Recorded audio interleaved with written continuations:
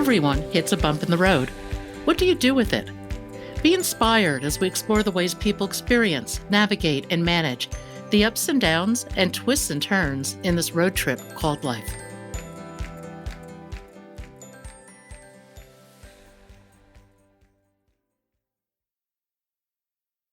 By any standard, Sean Swarner is a remarkable person.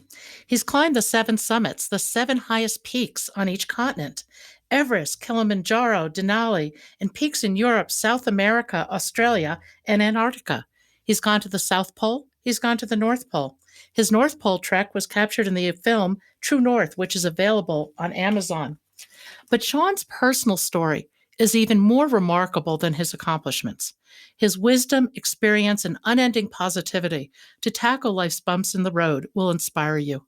Here is Sean's story. Today, I'd like to welcome Sean Swarner to Bump in the Road. Sean, tell us a little bit about your story. Oh, wow. Do you want me to go all the way back to 9 months before I was born and my parents got together, or do You tell whatever you think is relevant Well, and how entertaining. about yeah, right? No, how about we start, I I was, um, I was thinking of the movie The Jerk. Have you ever seen that one? Yes, I have. Okay, there. I was born in a small town in Ohio. Now, this is for real. I was born in a small town in Ohio. I was your typical Midwest guy. Um, I had a bean field or a soy field in my backyard, depending on the season, and I was just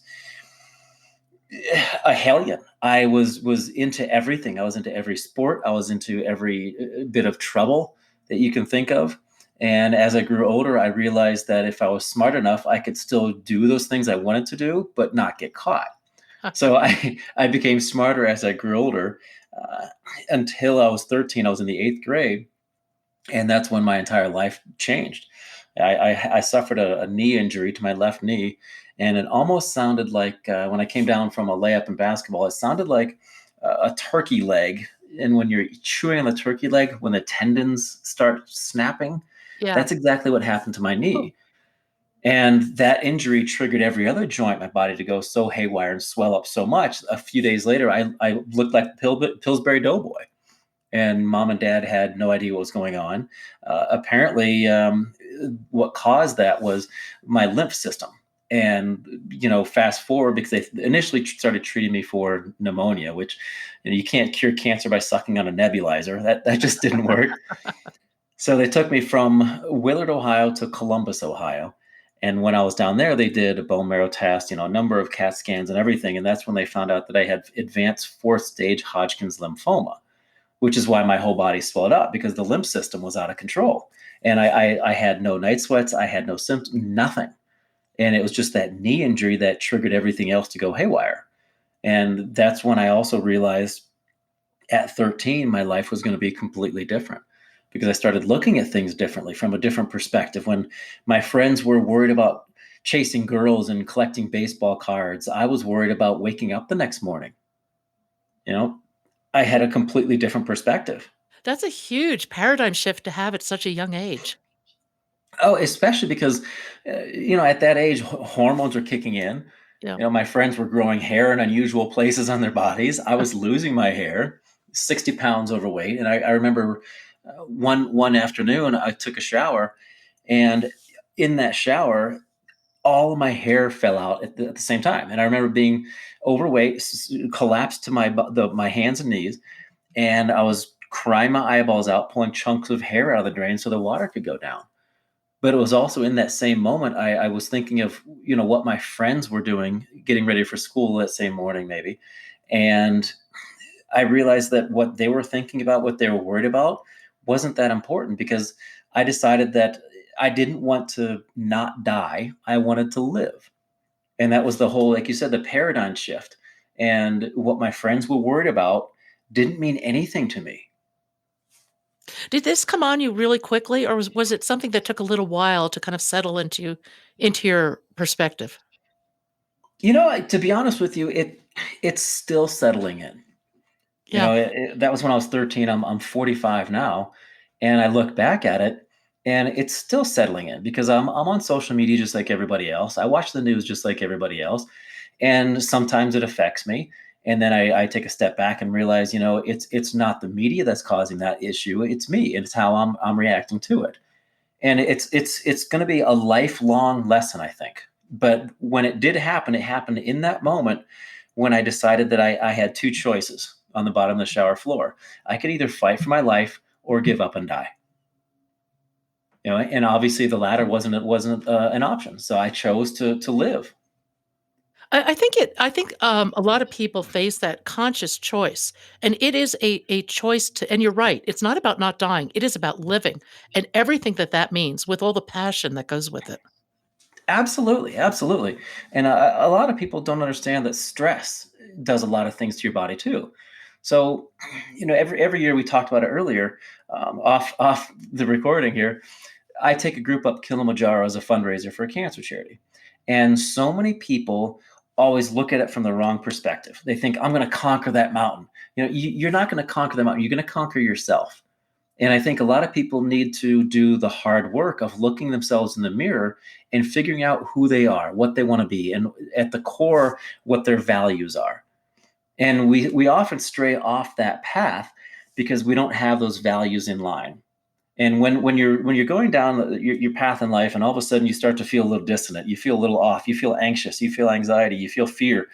I honestly think it's because you're not following who you are. You're following other people. And as soon as you start going after other people's goals and you start following what other people want you to do, you lose who you are.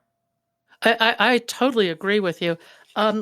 For when you after you went through cancer twice actually as a child, didn't you? I did. I was actually in remission for a year from the first one, and I was going in for a checkup for the first cancer when they found a second, completely unrelated primary tumor again. So I had Hodgkins lymphoma and then Askins sarcoma when I was 16. And that time around, believe it or not, the first one they gave me they told my parents, "Hey, your firstborn son has 3 months to live." The second time around, they told my parents that I had an expiration date of 14 days. So they thought I was going to be dead in 2 weeks. I remember laying in the hospital. A man of the cloth, a father came in and started giving me my last rites and everything. And it kind of reminded me of, was it the Monty Python Meaning of Life? Where they start off the movie and it was during the Black Plague, and they're saying, "Bring out your dead, bring out your dead." And they put a guy on there. He looks at him and says, I'm not dead yet. And he said, "But you will be soon." I kind of felt like that. I looked at my mom and my dad, I'm like, "I'm not dead yet. What's going on?" And then they shoot him out of the hospital room. But I vividly remember him standing at the foot of the bed, reading me my last rites. So the second time around, it was Askins sarcoma, and no one's ever had Hodgkins and Askins together before. As far as I know, and as far as research knows, I'm the only person in the world who ever had those.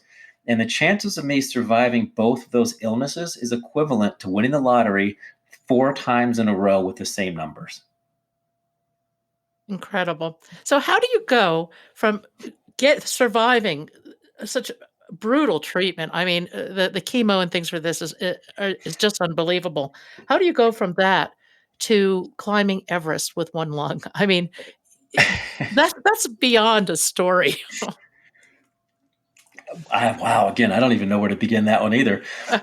So after I graduated high school, in that small town, I was known as Cancer Boy. Everybody knew my story. I graduated with, I think it was 112 people in my senior class. I went to college. I put that behind me. I didn't want to be known as Cancer Boy. I buried the whole cancer thought, and I turned into Belushi from Animal House. I, I had a wonderful time, and I jokingly tell my parents, "Thank you for the $100,000 4.5 year long party that I had." I had a wonderful time. I started off studying molecular biology, immunology, but it's incredibly difficult to get a decent grade when you don't study and open books. So I switched to psychology. I took the GRE. I studied for it. I actually scored the highest the psych department had ever seen. And I moved to Jacksonville, Florida to get my master's and my doctorate in counseling psych. And I wanted to be a psycho-oncologist. But I didn't do any research on what it meant to me, like what cancer meant to me, because I just didn't have, I had plenty of time. I just didn't do it. It takes a strong person to look deep within themselves to understand their relationship with cancer.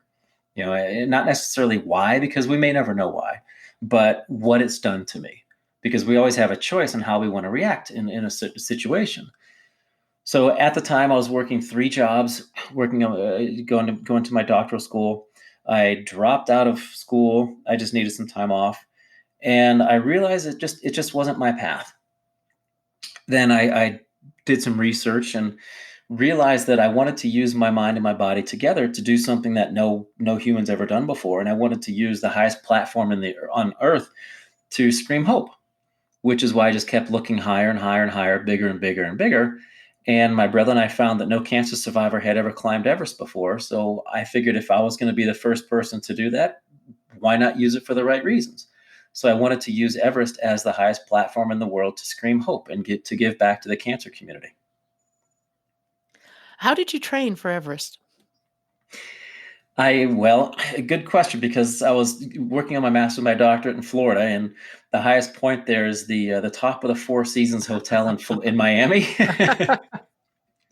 So I don't think Isidore Sharp would appreciate me running up and down the stairs with a backpack countless times a day. So I moved to Colorado, where I live now, and I literally did something every single day, because consistency is more important than intensity. As opposed to waiting a month before I left, I did something for about 9 months every single day. And one of the mountains out here is called Long's Peak. It's roughly 18 miles round trip, 14,256 feet. And I did that once a week with 100 pounds of rocks in my backpack. Acclimating to the altitude, though, is huge. I mean, 14,000 feet is really different than almost what is Everest? Almost 30,000 feet, right? Oh, yeah, 29,035 Yeah. feet. I mean, what did you run into with that type of altitude change? You know, I was acclimatized to, well, let's just say 14,000 feet Hmm. when I went over there. So every step past 14,000 feet, bearing in mind that Everest Base Camp is at 17,500 feet, 600 feet. When I got to base camp, that was my altitude PR. Every single step past base camp was my personal record. That was the highest I've ever been. So I just took it slowly.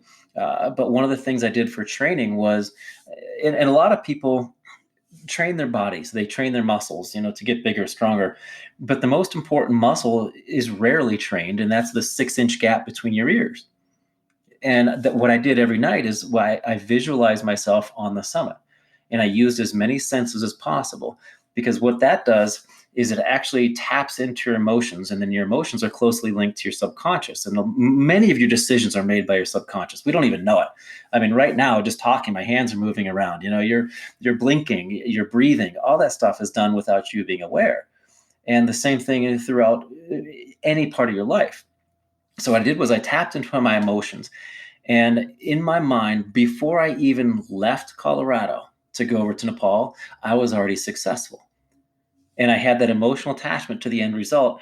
And if anything got in my way, it was going to be incredibly worth it, because in my mind's eye, I was already there. I was already done. So when I was on the mountain, it was almost like deja vu going up the mountain. It was really, really weird. That's really interesting. I've had some experiences too with visualizations, and I agree they have to come from the heart. You have to use all your senses, and they're incredibly powerful. It's something that I'm really almost surprised we don't teach in terms of just life skills, motivation, etc. That is odd too, and I think it's because it has the stigma that people think, if I sit in a corner and I wish for something hard enough and I see it hard enough, it's going to happen. You have to put in the hard work. Oh It's not yeah. just going to happen by by magic. And that's not the case. And I think so many people just don't understand. There's that disconnect. It's a lot like yoga, where some people think, oh well, that's for the hippies, that's for whoever, that's for the people over in Nepal, that's for mountain people, whatever it might be. It's been around for thousands of years, and it's stretching. I mean, that's pretty much all it is. It's stretching and toning your body. And I think it's just that awareness that people might not have, and they're maybe unfamiliar with it. It's a lot like meditation, or visualization, if you want to combine the two, or prayer. It can be called many different things. It's just how people decide to look at it. It's not, nothing's ever black and white. There are always shades of gray. And if you just open your eyes and look at it from someone else's perspective, or maybe even a different perspective, you might open your mind to other opportunities, and you might open your mind to be more successful and even happier sometimes. Oh, I totally agree. A friend once gave me some advice, and she said if you only see two options for any situation, you're seeing the world in black and white. Do not make a decision because the world is gray. And there's always more than two options. And I think that's advice I've always carried with me. And if you're not mentally flexible enough to walk around a problem and see some different perspectives, you're not ready to make a decision. Yeah, absolutely, absolutely. So many people are closed-minded, and those are the people who they like to control everything, and you can't control it going up, like I said earlier, like Kilimanjaro. The people who go there and say, I'm going to conquer that mountain, if it's you against Mother Nature, she's going to kick your butt every single time. I couldn't agree more. After years of soaring, I learned to have enormous respect for Mother Nature. No question about it. What are some of the common things that people run into on a climb like Kilimanjaro? It depends. It could be the lack of physical training leading up to it, and they're just absolutely spent, absolutely knackered, and physically exhausted when they get to the next camp, because it's a 7-day trip up and down the mountain total. And I would say two of the biggest things would be they mentally defeat themselves, and they don't have that self confidence. So they let the voices of other people control what they think is possible for them, as opposed to what they think is possible for themselves. Wow, that goes to life in general, doesn't it? Absolutely. I mean, the mountains are a great reflection, a great analogy for life. Oh, without doubt. For our listeners who may not know, you have climbed every major mountain around the world. Like, give me the list now. I don't have the list at my fingertips. So as we know, there's 7 continents, and there's the highest mountain on every continent. And I started off with Everest, which is in Nepal, the highest mountain in Europe, obviously the highest mountain in the world. And then I went to Kilimanjaro in Africa, Elbrus in Europe, and then I went to Aconcagua in South America, then Vinson in Antarctica, then Kosciuszko in Australia, and I finished with Denali up in Alaska. I think that's 7. What what common challenges do you see with each of those climbs? I would say for all of them, except for the one in Australia, because I went up that one in shorts and t-shirt and flip flops because it was so warm and beautiful. The common challenge is psychological and logistical. I would really say that it's difficult. Obviously, getting to Antarctica is it's a pain in the rear end. Because you have to wait for perfect weather. There are no airports down there. You land on a blue ice runway that takes forever, and the pilot can't step on the brakes. He or she has to use the engines to slow down, because if you step on the brakes, what's going to happen is you're going to start sliding. Yeah. So getting there is odd. The cold, the elements, and you're battling the elements in yourself the whole time. The North Pole, that was another trip you did recently. Was it about 2 years ago you did the North Pole? Exactly. Yeah, a couple years ago. Yeah. One of the things that always stuck with me about that trip was the fact that the North Pole is an ice flow. And so it moves. So you could move ahead 20 miles one day, but if the flow moved backwards 20 miles one day, you're still in the same spot.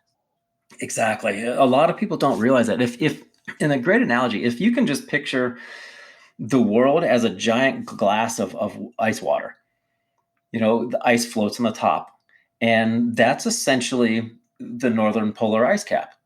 And what people don't understand too is, let's say you swirl your glass in a circle, the ice goes with it, and then you stop. That motion of the water underneath still moves the ice.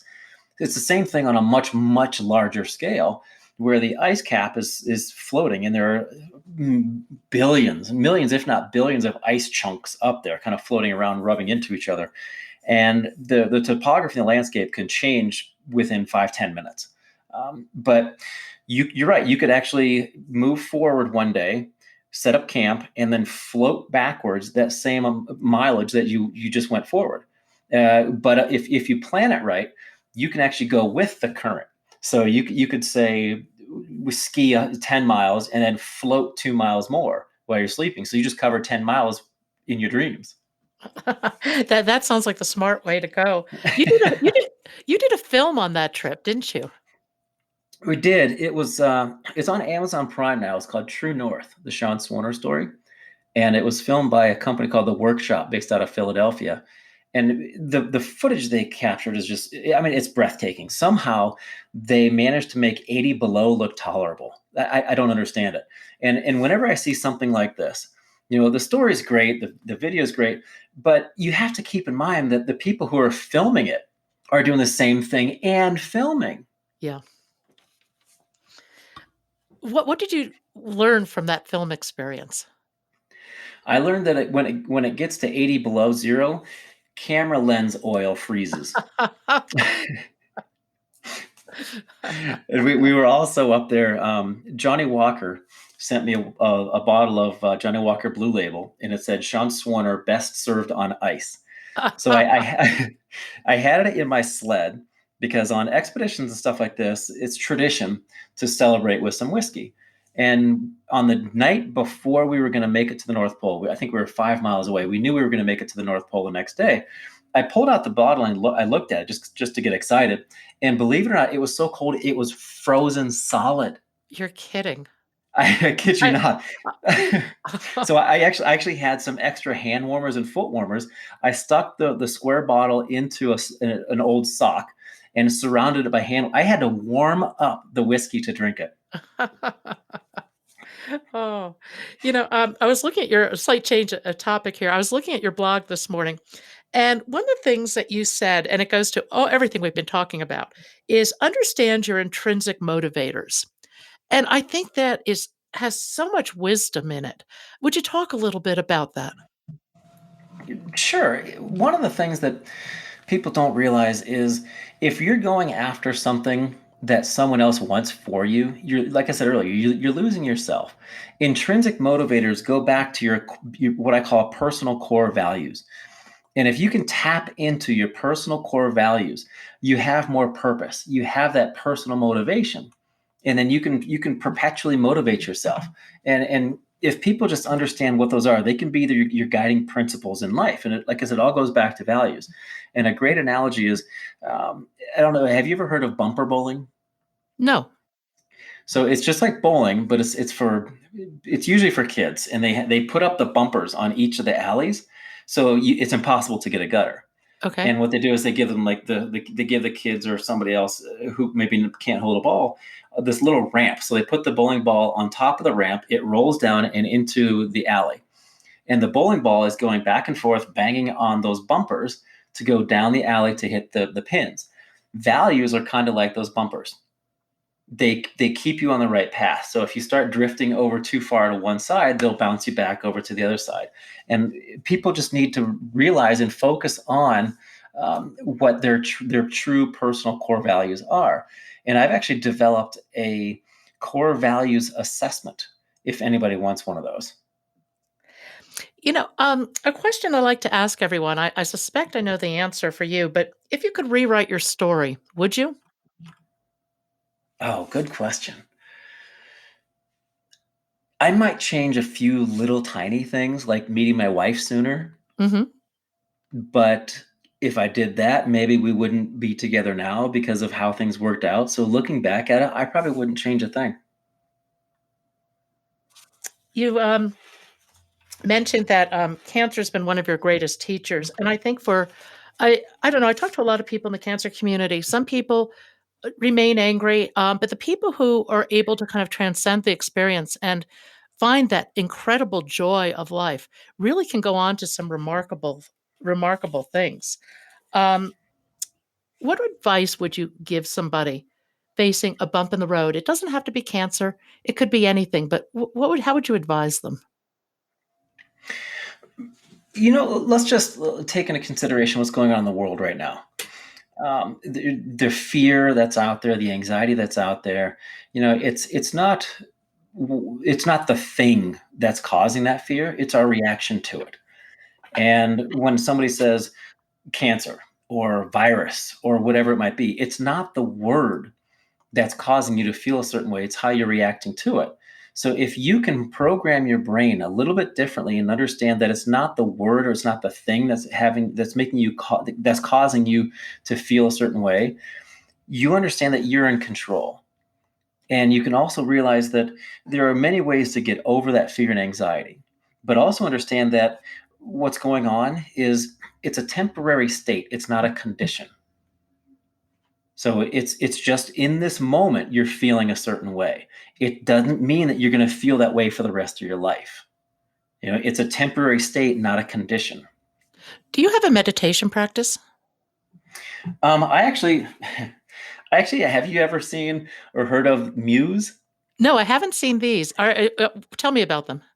So it actually, it kind of looks like a headset, but it goes around your forehead, goes around your ears, and it measures it's supposed to, I don't know the total science behind it, but supposed to measure your brainwave activity. Mm-hmm. And there's an app that goes with it. So it's for anybody who really wants to just take some time out. I usually do, and this is going to sound really weird. Every Monday, I have a Monday me time. And there are times when I'll take off and I'll go for a walk, or I'll meditate, I'll relax, I'll breathe, whatever. But for me, meditation is breathing. It's working out. It could be on a run. Just getting away from technology, getting away from everything. And that Muse that I mentioned before really helps focus on that deep, relaxing state. And the Monday me time, I take a couple hours out. I take a bath. That sounds good to me. Tell me, what is your vision for the future? You've accomplished so much. You do so much for other people. What's next? You mean physically or?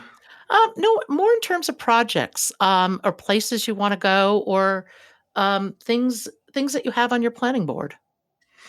Places I want to go, things and projects. Right now, I'm actually working on, and they're in the mail now. Uh, Going back to Kilimanjaro, the people who are there, the guides, the porters, the cooks, the servers, everybody, they completely 100% rely on tourism. And right now, they're not getting any tourists. The whole country's shut down. So I have a friend who owns a shop over there, like a souvenir shop. Mm-hmm. And every time we come off the mountain, we always swing in there, and people buy paintings. They buy carved ebony figures, whatever. He's actually sending me, I want to say, a dozen or so paintings that are just absolutely beautiful. And I'm going to try to have an auction and raise funds from that auction to send back to him to help support the families, because no tourists mean no food. And they're literally starving families now. So that's one project. Another project is I'm putting together what I'm calling the Summit Challenge. And it's essentially a series of 7 challenges, 3 weeks per challenge, where it helps people make micro changes in their lives. Because I'm sure you've heard of programs for people to change their lives, to get healthy, to get fit, to make money, to do whatever it might be. The issue with that is you get a workbook that's 3 inches thick. You have to do 900 things a day. You get sick and tired of it. You throw it out. You get frustrated, and you go back to who you were before. This is based on just the idea of doing one thing for 3 weeks, and then that becomes a habit. Using micro changes, developing positive habits, developing a positive perspective based on your personal core values. So then you start that first 3 weeks, complete that challenge, move on to the next 3 weeks, and you continue doing that first challenge through the second challenge, because it's now a habit. And it's so generalized, but it's very incredibly so specific, because it helps you on your personal core values, exactly what motivates you, what your motivators are. So those are the 2 biggest projects I'm working on right now. Oh, those sound great. And I think the shutdown in tourism has impacted so many people all around the world. In the U.S., Africa certainly, but everywhere. I don't know. I don't know what the future holds, but I hope we get moving again and get traveling. because one of the things that I have found that is one of my core motivators is a little bit of adventure. I honestly cannot live without it. And it can be intellectual adventure. I'm not as physical as you. It could be some physical adventure, but I love the adventure of a new place. And whatever happens, happens. Absolutely, absolutely, and that spontaneity as well. Because exactly like you said, you never know what's going to happen. What happens happens. That spontaneity really keeps you alive and gets your blood pumping. I love it. I do too. We'll have to do a Kilimanjaro trip for Cancer Road Trip. We have to put that on the agenda. Absolutely. Sean, thank you so much. This is just great today. You are one of the most inspirational people I think I've ever met, and I really appreciate your time. Thank you. Oh, my pleasure. Yeah, I'm grateful for your time as well. So thank you.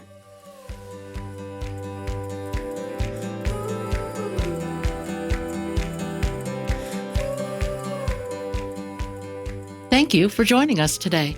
I hope you found something in today's podcast that inspires you along your own life path, because sometimes a bump in the road is actually a portal into a more conscious and meaningful life. Bump in the Road is a production of Cancer Road Trip. Subscribe to the podcast, follow us on social media at Cancer Road Trip, and you can learn more at www.cancerroadtrip.com. Until next time, be safe and be well.